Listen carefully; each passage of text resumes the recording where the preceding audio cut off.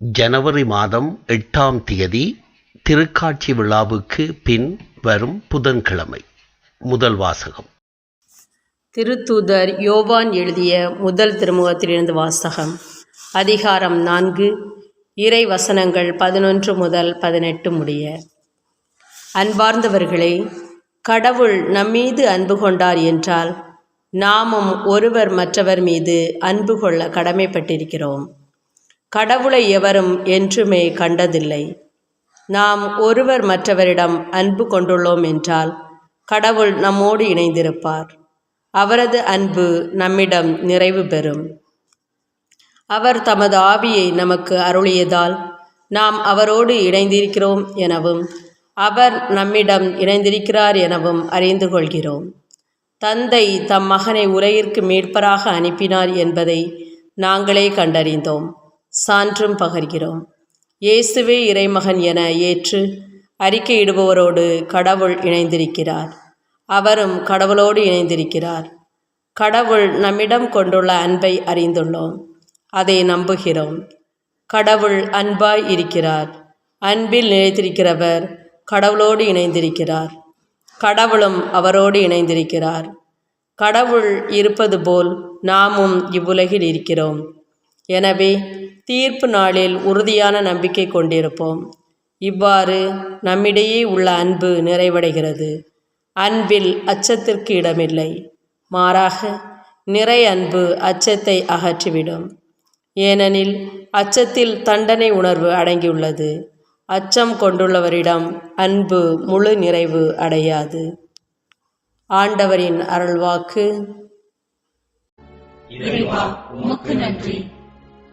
நற்செய்தி வாசகம். இயேசு கடல் மீது நடப்பதை கண்டார். மார்க்கு எழுதிய தூய நற்செய்தியிலிருந்து வாசகம். அதிகாரம் 6, வசனங்கள் 45 52 வரை. 5000 பேர் உணவு உண்ட பின் இயேசு கூட்டத்தினரை அனுப்பி கொண்டிருந்தார். அப்பொழுது தம் சீடரையும் உடனே படகேறி தமக்கு முன் அக்கரையில் உள்ள பெத்சாயாவுக்கு செல்லுமாறு அவர் கட்டாயப்படுத்தினார். அவர் அவர்களிடமிருந்து விடைபெற்று கொண்டு இறைவனிடம் வேண்டுவதற்காக ஒரு மலைக்கு சென்றார். பொழுது சாய்ந்த பிறகும் படகு நடுக்கடலில் இருந்தது. ஆனால் அவர் தனியே கரையில் இருந்தார். அப்போது எதிர்காற்று அடித்தது. சீடர்கள் தண்டு வலிக்க பெரிதும் வருந்துவதைக் கண்ட அவர் கடல் மீது நடந்து அவர்களை நோக்கி வந்தார். அவர்களை கடந்து செல்ல விரும்பினார். அப்போது ஏறக்குறைய 4ஆம் காவல் வேளை. அவர் கடல் மீது நடப்பதைக் கண்டு அது பேய் என்று எண்ணி அவர்கள் அலறினார்கள். ஏனெனில் எல்லோருமே அவரை கண்டு அஞ்சி கலங்கினார்கள். உடனே இயேசு அவர்களிடம் பேசினார். துணிவோடு இருங்கள், நான் தான், அஞ்சாதீர்கள் என்றார். பிறகு அவர்களோடு படகில் ஏறினார். காற்று அடங்கியது. அவர்கள் மிக மிக மலைத்து போனார்கள். ஏனெனில் அப்பங்கள் பற்றிய நிகழ்ச்சியை அவர்கள் புரிந்து கொள்ளவில்லை. அவர்கள் உள்ளம் மழுங்கி போயிருந்தது. ஆண்டவரின் அருள்வாக்கு. கிறிஸ்துவே, உமக்கு புகழ். காட்டு வழியே ஒரு அறிஞர் இரவில் சென்று கொண்டிருந்தார். இருட்டிவிட்டது. தொடர்ந்து பயணம் செய்வது ஆபத்து என்று உணர்ந்த அவர் ஒரு மரத்தடியில் அமர்ந்து இரவை கழிக்கின்ற முயற்சியில் ஈடுபட்டார். நடு இரவில் 4 முரட்டு திருடர்கள் அந்த வழியாக தாங்கள் திருடிய பொருட்களோடு சென்று கொண்டிருந்தனர். கையில் ஆளுக்கு ஒரு கத்தி வேறு வைத்திருந்தனர். மரத்தடியில் அமர்ந்திருந்த அறிஞரிடம், டே, யார் நீ? இங்கே என்ன செய்து கொண்டிருக்கிறாய் இந்த நேரத்தில் என்று அதட்டலோடு கேட்டனர். அறிஞரின் மூளை சுறுசுறுப்பாய் வேலை செய்தது. ஒன்றுமில்லை, நேற்று தான் என்னை இந்த மரத்தடியில் புதைத்தார்கள். உள்ளே ஒரே புழுக்கமாக இருந்ததால் கொஞ்சம் காற்று வாங்கலாம்னு வெளியே வந்தேன் என்றாராம். அவ்வளவுதான். திருடர்கள் உயிருக்கு பயந்து ஓட்டம் எடுத்தது மட்டுமல்லாமல் திருடிய பொருட்களையும் அங்கேயே போட்டுவிட்டு சென்றார்களாம். பாம்பு என்றாலே படையும் நடுங்கும் என்று சொல்லுகின்ற போது பேயை பார்த்து பயப்படாதவர்கள் உண்டோ? இன்றைய நற்செய்தியில் இறைமகன் இயேசுவையை பார்த்து பேய் என்ற சீடர்கள் பயந்ததாக மார்க்கு எழுதுகின்றார். பேயை பார்த்து மட்டுமல்ல, வாழ்வின் பல்வேறு பிரச்சனைகளையும் துன்பங்களையும் பார்த்து பயப்படும் மனித குலத்திற்கு அடையாளமாக சீடர்கள் இருக்கின்றார்கள். இன்றைய நற்செய்தியில் ஓர் அழகிய முரண்பாட்டை பார்க்கின்றோம். பொழுது சாய்ந்து இரவு ஆன பின்பும் இயேசு தனியே கரையில் இருந்தார். ஆனால் அவர் பயப்பட்டது போல தெரியவில்லை. ஆனால் படகில் சீடர்கள் கூட்டமாக இருந்தார்கள். ஆனால் பயந்தார்கள். இயேசு பயப்படாமல் இருந்ததற்கான காரணத்தை நற்செய்தியின் முதற் பகுதி எடுத்துரைக்கிறது. இயேசு மலைக்கு சென்று இறைவனிடம் வேண்டியதாக மார்க்கு எழுதுகின்றார். இறைவனிடம் வேண்டியதன் மூலம் அந்த இறைவனது உடனிருப்பை உணர்ந்தவர், அந்த இறைவன் தன்னை பாதுகாக்கிறார் என்பதை அனுபவித்தவர் ஆண்டவர் இயேசு கிறிஸ்து. எனவேதான் அவருக்கு தனியாக இருந்ததில் அல்லது இருப்பதில் எந்த பிரச்சனையும் இல்லை. ஆனால் சீடர்கள் இறைவனது இப்படிப்பட்ட உடனிருப்பை உணராததன் காரணமாகவே அஞ்சி கலங்கினர். ஆனால் இயேசுவோ இறைவனது உடனிருப்பு எப்போதும் அவர்களோடு இருக்கிறது என்பதை எடுத்துரைக்கும் முகமாக, துணிவோடிருங்கள், நான் தான், அஞ்சாதீர்கள் என்று சொன்னார். அன்புக்குரியவர்களே, நமது வாழ்வோடும் கூட பயம் என்பது பின்னி பிணைந்த ஒன்றாக இருக்கிறது. ஏதாவது ஒரு பயம் நம் வாழ்வை ஆட்டி படைக்கிறது. சிலருக்கு சில விலங்குகளை பார்த்தால் பயம், சிலருக்கு மற்றவர்கள் தங்களை பற்றி தவறாக பேசிவிடுவார்களோ என்ற பயம், இன்னும் ஏராளமான மனிதர்களுக்கு எதிர்காலத்தை பற்றிய பயம். இப்படிப்பட்ட பயமே மனித வாழ்வின் எல்லா தீமைகளுக்கும் காரணமாக இருக்கிறது என்கிறார் டோனி டிமெல்லோ. இப்படிப்பட்ட பயத்தை வசதிகளை கூட்டியும் உடனிருக்கும் மனிதர்களது எண்ணிக்கையை கூட்டியும், அதாவது துணைக்கு ஆள் தேடியும் நாம் சரி செய்ய முயல்கின்றோம்.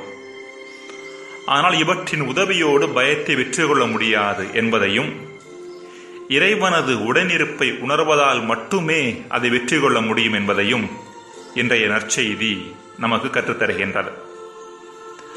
பயம் என்பது இருள் போன்றது. எவ்வாறு நேரடியாக போராடி இருளை ஒரு அறையிலிருந்து வெளியேற்ற முடியாதோ, அதே போல நமது முயற்சியால் நேரடியாக போராடி பயத்தையும் வாழ்க்கையினின்று வெளியேற்றிவிட முடியாது. இருள் இருக்கின்ற அறையில் ஒளியை ஏற்றினால் இருள் தானே மறைவது போல, இறை பிரசன்னம் என்னும் ஒளியை நம் வாழ்வில் ஏற்றினால் பயம் என்ற இருள் தானே மறைந்துவிடும். ஜெபம். இறைவா, பயத்தை பார்த்து பயப்படாமல் நீர் எம்மோடு இருக்கிறீர் என்பதை உணர்ந்து தைரியமாக வாழ்க்கையின் பிரச்சனைகளையும் வாழ்வையும் மிக முக்கியமாக எதிர்காலத்தையும் அணுக வரம் தாரும். ஆமேன்.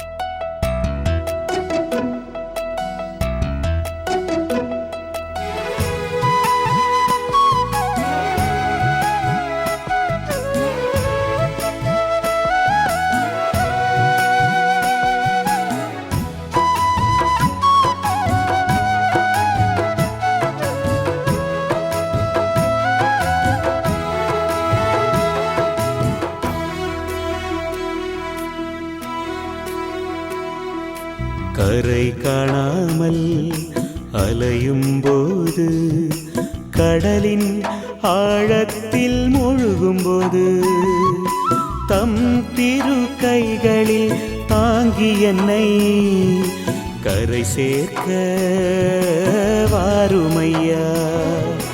கரை காணாமல் அலையும் போது, கடலின் ஆழத்தில் மூழ்கும் போது, தம் திரு கைகளில் தாங்கி என்னை கரை சேர்க்க வாருமையா.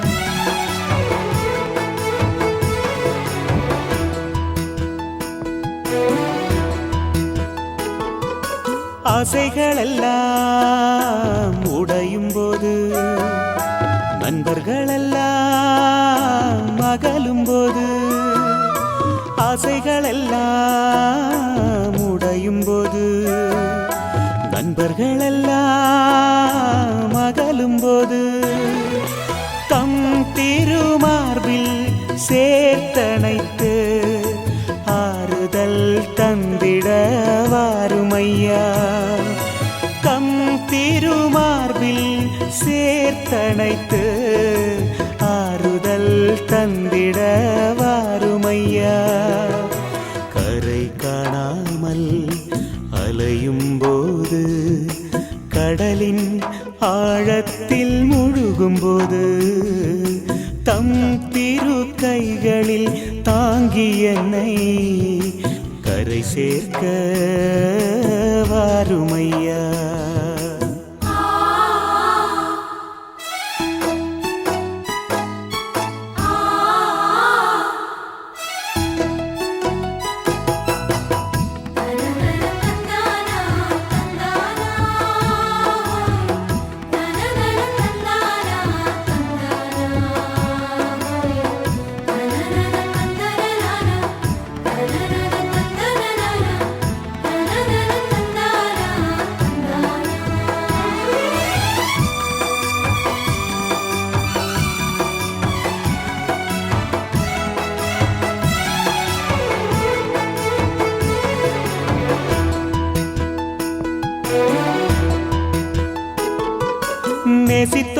நேசித்தோரெல்லாம் தள்ளினாலும் நேசரை என்னை தாங்குமையா.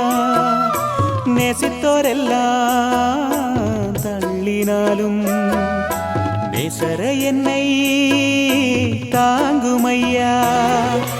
நேசித்ததெல்லாம் நான் கை நெகிழ, நேசரே நீரென்னை தழுவும் போது, நேசித்ததெல்லாம் நான் கை நெகிழ, நேசரே நீரென்னை தழுவும் போது, கரை காணாமல் அலையும் போது, கடலின் ஆழத்தில் முழுகும் போது, தம் திரு கைகளில் தாங்கி என்னை கரை சேர்க்க வாருமையா.